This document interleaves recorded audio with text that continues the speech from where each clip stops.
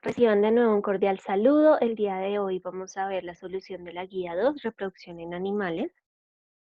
Esta guía, que fue trabajada hasta el 30 de abril, tuvo como objetivos de aprendizaje identificar los principales mecanismos y procesos involucrados en la reproducción de los animales, conocer algunos mecanismos de reproducción asexual y sexual en los animales y también diferenciar los tipos de desarrollo embrionario. En la actividad 1, el punto 1 me decía: observa las imágenes A, B, C y D e indica para cada uno, primero, el tipo de reproducción, si es sexual o asexual. En el caso de ser asexual, el tipo específico, si es fragmentación, regeneración o partenogénesis, y también la forma de fecundación, si es interna o externa. Para esto tenemos que recordar algunos conceptos, en este caso características y diferencias entre la reproducción asexual y la reproducción sexual. Recordemos que en la reproducción asexual se requiere un solo progenitor, no intervienen gametos. Los gametos son esas células especializadas que se unen para formar el cigoto, es decir, óvulo y espermatozoide, sino que acá se utiliza o se da a partir de células somáticas. No hay tampoco variación genética o variabilidad genética, es decir, el descendiente es idéntico al progenitor, es rápido y puede producir gran cantidad de individuos. Por su parte, la reproducción sexual requiere dos progenitores, intervienen por lo tanto células especializadas llamadas gametos, gameto femenino y masculino, producen variabilidad genética, es decir, los descendientes tienen características combinadas de sus progenitores, es lenta y requiere mayor inversión de energía. También recordar que la fecundación interna, en este tipo de fecundación, el macho deposita sus espermatozoides dentro del aparato reproductor de la hembra. Algunas veces se ayuda de un órgano copulador o pene, que puede ser retráctil o no.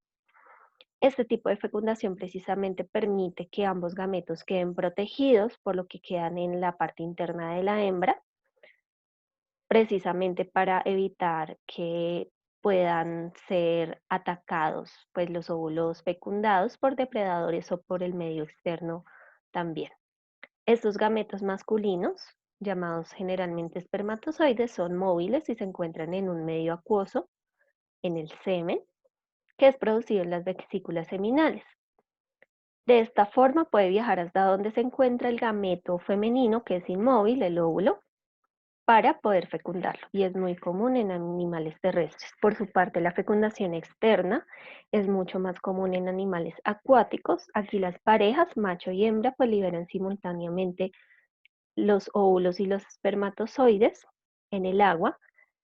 Esto permite que precisamente estos espermatozoides viajen y puedan fecundar al óvulo y pues por lo general en este tipo de animales se libera gran cantidad de gametos, lo que permite la subsistencia de algunos de ellos. Vamos a ver caso por caso, el caso del gallo y la gallina. Su reproducción es de tipo sexual. Vemos que hay dos progenitores, macho y hembra. La fecundación es interna. Acá vemos cómo la pareja se dispone para el apareamiento. El gallo se pone sobre la hembra y acerca su aparato genital al de ella.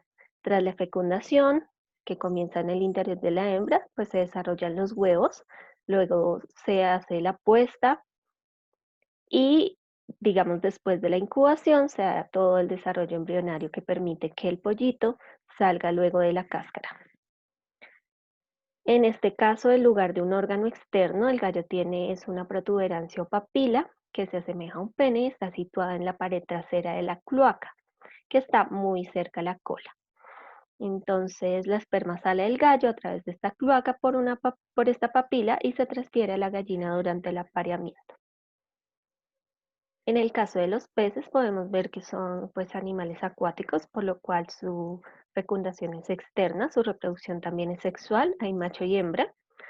Acá vemos el aparato reproductor del macho, no hay un órgano copulador, sino que hay un orificio por donde sale la esperma, y el aparato reproductor de la hembra también tiene un orificio por donde salen los óvulos. Acá lo vemos cuando son liberados en el medio externo. Ahora, en el caso de la rana, tenemos también que su ciclo de vida se da tanto en el agua como en la tierra, ¿cierto? La reproducción es de tipo sexual, hay un macho y una hembra, dos progenitores, y la fecundación es externa, por lo que gran parte del desarrollo embrionario de las ranas y los sapos se da dentro del agua. En este tipo de estadio, o bueno, todo este ciclo que se llama metamorfosis, este tipo de estadio que lo conocemos como renacuajo, ¿no? Acá también podemos ver los órganos urogenitales de la rana en el macho y en la hembra. Vemos la presencia de la cloaca, por donde salen precisamente los óvulos en el caso de la hembra y los espermatozoides en el caso del macho. Y acá vemos, esto se le conoce como amplexus, cuando ustedes ven una ranita más pequeña sobre la otra, abrazándola por la espalda, es precisamente un macho fecundando a una hembra. La hembra es esta más grande. En el caso de las abejas, tienen unas características muy especiales, ya que pueden reproducirse tanto sexualmente como asexualmente por partenogénesis. La fecundación también es interna.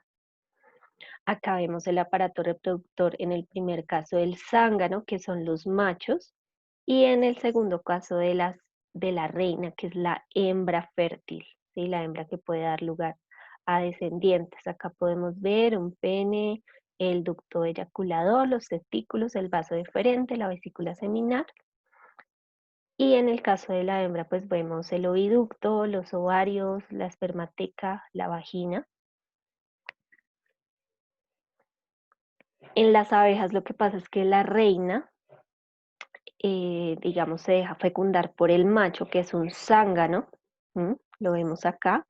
Los espermatozoides son almacenados en este receptáculo, que lo vemos acá en su aparato reproductor, y la reina pues es capaz de abrir y cerrar ese receptáculo, permitiendo que los óvulos fecundados se desarrollen en abejas obreras y reinas, ¿sí? Puede dar lugar a cualquiera de ellas. Y los óvulos no fecundados, es decir, los que se dan asexualmente por partenogénesis, dan lugar únicamente a machos, que son los zánganos. Acá vemos una hembra que tiene 32 pares de 32 cromosomas, ¿cierto? De sus células somáticas. Se une con un macho que tiene 16 cromosomas y da lugar a una hembra que tiene la, digamos, información genética completa, 32 cromosomas. Y en el caso del macho, pues solamente da lugar a, digamos, tiene dentro de su formación genética solamente 16 cromosomas. La partenogénesis es un tipo de reproducción que precisamente en donde el nuevo organismo se forma a partir de un óvulo sin fecundar. Ustedes pueden ver acá donde está el macho, ¿cierto? Un óvulo no fecundado. En cambio, las hembras, que pueden dar lugar tanto a reinas como a abejas obreras, son a partir de óvulos fecundados, ¿cierto? Acá está el macho, el espermatozoide, este es el óvulo de la hembra, de la reina, que da lugar a otra hembra. Es importante este tipo de proceso, de tipo de reproducción para ciertas especies, precisamente porque ayuda a mantener la estructura social en el caso de las abejas, y en el caso de otras especies también permite que se adapten en épocas en el que el número de individuos baja considerablemente, o cuando el ambiente, pues digamos, es difícil para la supervivencia, o cuando no hay machos también se puede llevar a cabo. En el punto 2, observa la siguiente imagen, indica en los recuadros el nombre de la célula y en las flechas sus partes respectivas. Entonces recordemos qué tipo de células son estas. Son células sexuales llamadas gametos. En el primer caso recordemos que es un óvulo, una célula inmóvil femenina, y en el segundo caso es un espermatozoide, una célula móvil masculina. Acá lo vemos, las partes: citoplasma o vitelo, la corona, las células protectoras, el núcleo, en el espermatozoide la cabeza, el núcleo y la cola o flagelo. Punto 3. Observa la figura e indica de qué forma se da la partenogénesis en estos organismos, que son los pulgones, y establece la relación entre la reproducción del pulgón y las condiciones del medio. Para esto ustedes tenían que tener en cuenta este cuadradito del centro que me dice invierno, primavera, verano y otoño, para relacionarlo con precisamente las condiciones del medio, principalmente el tema de disponibilidad de alimentos. Entonces podemos ver acá, primero dice hembras sin alas, se da una partenogénesis, ¿cierto? Donde da lugar a varias generaciones de hembras de forma vivípara, es decir, no por huevos, sino que salen completamente formadas. Luego, al final del verano, estas hembras, algunas crecen y les crecen alas. Luego también hay machos, hay unos que se transforman en machos y se da la fecundación, se fusionan estos gametos, gameto femenino y gameto masculino. En este caso ya se da lugar a una reproducción de tipo ovípara, ponen huevos y comienza el ciclo de nuevo. Entonces acá lo vamos a ver un poco más específico o en texto. Primavera y verano, abundancia de alimentos, ¿cierto? Porque las plantas en este momento están floreciendo, están creciendo, entonces durante la primavera un huevo de estos eclosiona. Acuérdense que el principio del ciclo es a partir de un huevo generalmente, que produce un pulgón hembra sin alas. Pronto este comienza a producir más hembras sin alas a partir de la partenogénesis, es decir, sin necesidad de machos. Las hembras sin alas, llamadas madres, se reproducen durante todo el verano de esta manera. Una vez que ya han devorado una planta huésped, algunas de ellas crecen y desarrollan alas y digamos que pueden irse a otra planta hospedadora de una especie diferente. Acá vemos un pulgón hembra sin alas y un pulgón hembra con alas. Y acá podemos ver varias de sus hijas, ¿no? En el otoño, es decir, al finalizar el verano, algunos de los pulgones se convierten en machos y fecundan a estas hembras aladas. En el invierno ya es una época de poco alimento, entonces por eso las hembras regresan a la planta huésped del invierno y ponen sus huevos fertilizados. Luego la próxima primavera las hembras salen de los huevos y el ciclo comienza de nuevo sin machos a la vista. Esto en los casos en donde hay estaciones o hay zonas, digamos, donde hace mucho frío. En el caso de los climas cálidos, puede que no haya necesidad de una tapa de huevo en el invierno y ocurre en generaciones continuas, ¿sí? Sin necesidad de huevos, es decir, por partenogénesis.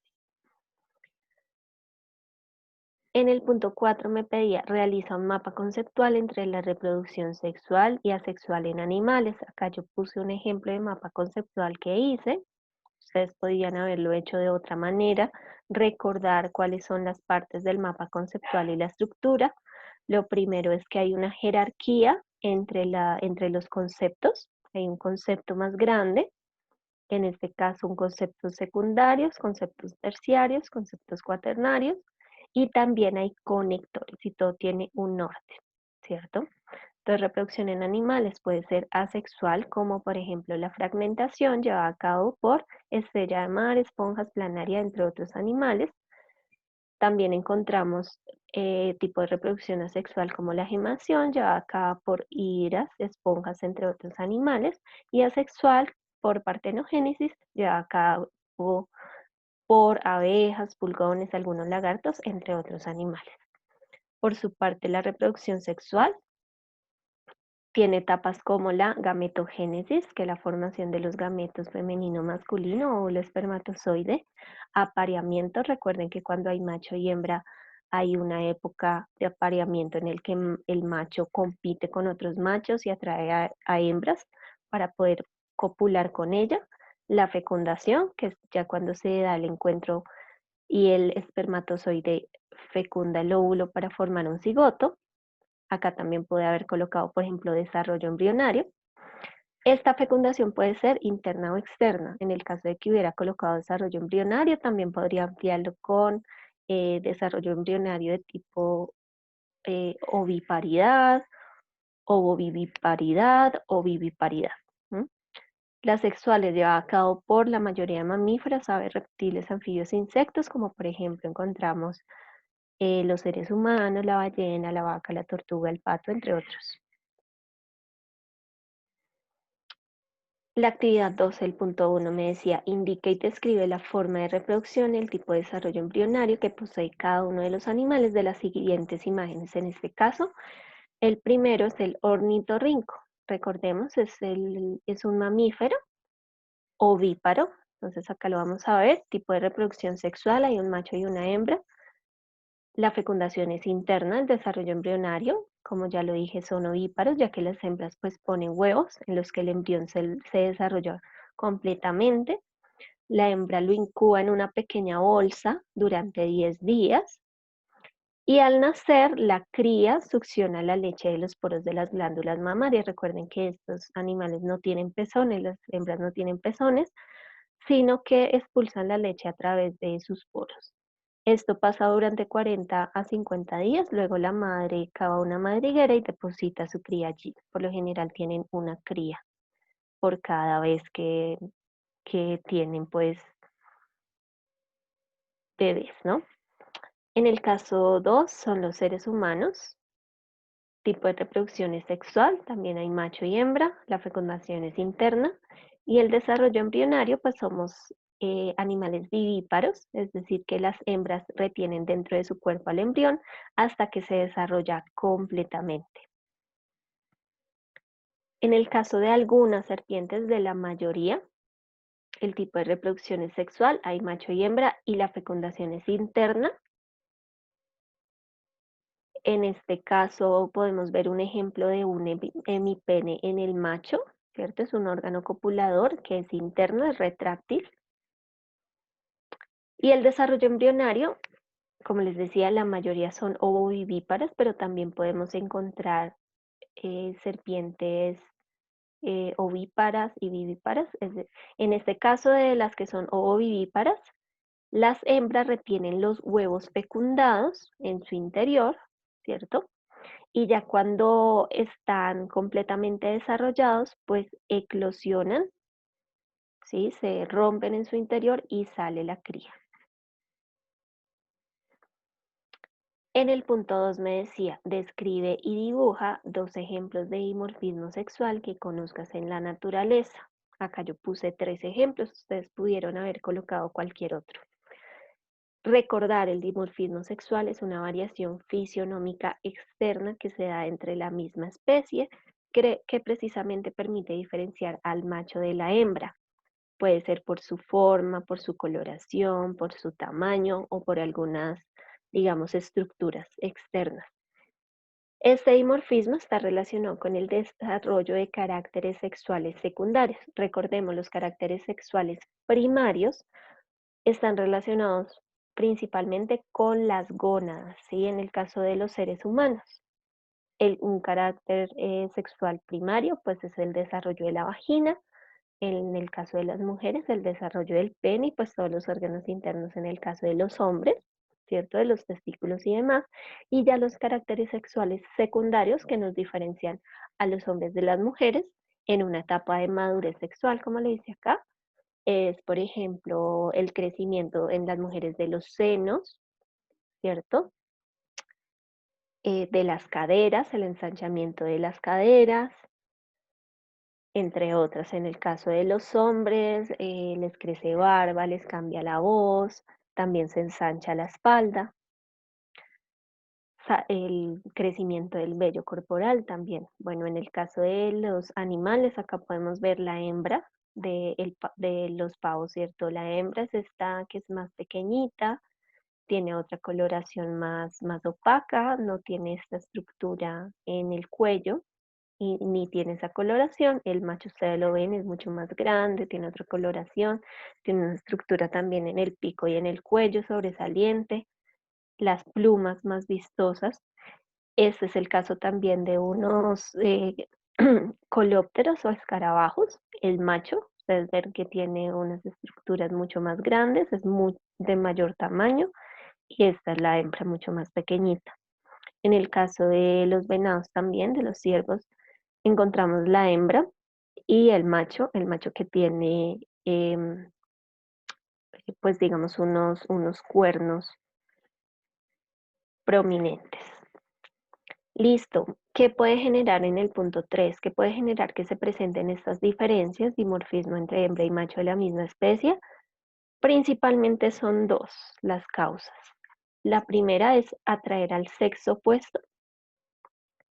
Acuérdense cuando yo les mostraba las danzas de apareamiento de las aves del paraíso. Este es un macho con una coloración muy vistosa. Además de esta coloración, también hacía una danza especial precisamente para competir con otros machos y ganarse a la hembra, ¿no? Entonces, coloraciones vistosas en las aves.